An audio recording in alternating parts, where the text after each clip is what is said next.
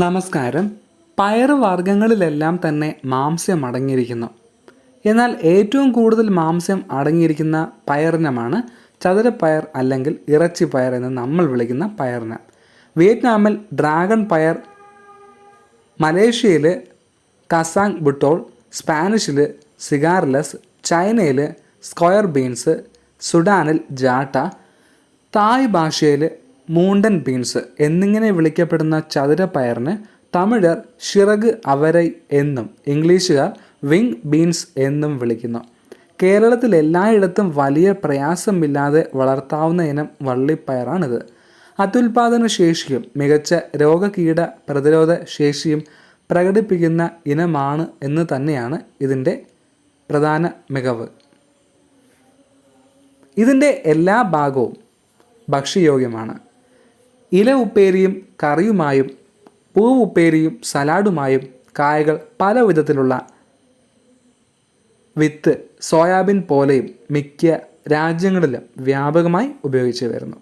പല രാജ്യങ്ങളിലും വളർത്തുമീൻ തീറ്റയുടെ പ്രധാന ചേരുവയായും ചതുരപ്പയറിൻ്റെ വിത്തുകൾ ഉപയോഗിക്കാറുണ്ട്.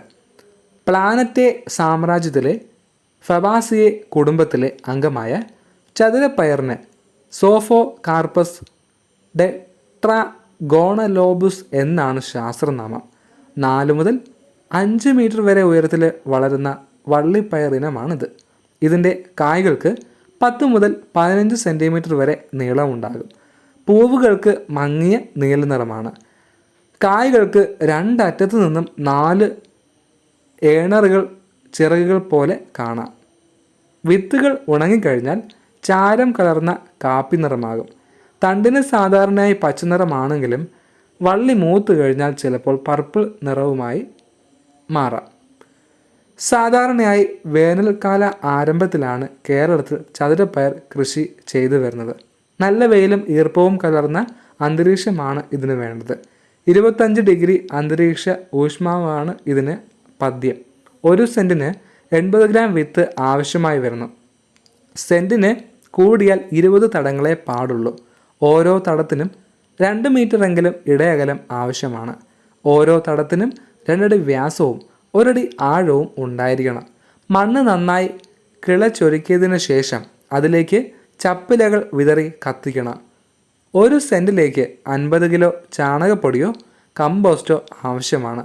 ഇത് മേൽമണ്ണുമായി കലർത്തി കുഴികളിലിട്ടതിന് ശേഷം അതിൽ 50 ഗ്രാം വേപ്പിൻ പിണ്ണാക്ക് പൊടിച്ചത്, 50 ഗ്രാം കുമ്മായം എന്നിവയും ചേർത്തിളക്കി നനച്ചിടുക. ചാക്കുകളിലാണ് നടുന്നതെങ്കിൽ മണൽ, മണ്ണ്, ചാണകപ്പൊടി എന്നിവ 3:3:3 എന്ന അനുപാതത്തിൽ കൂട്ടിക്കലർത്തി നിറച്ച് നന്നായി നനച്ചതിന് ശേഷം വിത്ത് നടാം. വിത്തിന് 5 മുതൽ 8 സെൻറ്റിമീറ്റർ വരെ നീളമുണ്ടാവും. നടുന്നതിന് മുമ്പ് 8 മണിക്കൂർ മുമ്പെങ്കിലും വിത്ത് നനച്ച് വയ്ക്കണം. നട്ട് നനച്ചതിന് ശേഷം ചപ്പില കൊണ്ട് പുതയിട്ട് കൊടുക്കണം. വിത്ത് മുളച്ചു വന്നാൽ പുത ഒഴിവാക്കണം. പടർന്നു വളരുന്ന ഇനമായതുകൊണ്ട് പന്തൽ അല്ലെങ്കിൽ താങ്ങ് കെട്ടിക്കൊടുക്കാം. മുള, കവുങ്ങ് എന്നിങ്ങനെ ഉള്ളവയാണ് സാധാരണയായി ഇതിന് ഉപയോഗിക്കാറ്. ചെടി വളർന്ന് പന്തലിൽ കയറുന്ന സമയത്താണ് ആദ്യത്തെ മേൽവള പ്രയോഗം നടത്തേണ്ടത്. മേൽവളമായി ചാണകപ്പൊടിയോ കമ്പോസ്റ്റോ 30 ഗ്രാം പൊടിയാക്കി തടത്തിൽ നന്നായി നനച്ചു കൊടുക്കണം. പിന്നീട് വള്ളി വീശുമ്പോഴും പൂവിടുമ്പോഴും മേൽവളം നൽകാവുന്നതാണ്.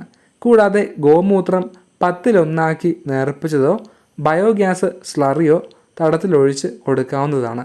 കടലപ്പിണ്ണാക്ക് പുതർത്തി ചാണക തളിയുടെ കൂടെ ഒഴിച്ചു കൊടുക്കാം. പ്രധാന വള്ളി പന്തലിൽ കയറി കഴിഞ്ഞാൽ പന്തലില്ലാതെ ചുവട്ടിലെ വള്ളിയിൽ പൊട്ടി വളരുന്ന ചെറുവള്ളികൾ നശിപ്പിച്ച് കളയണം.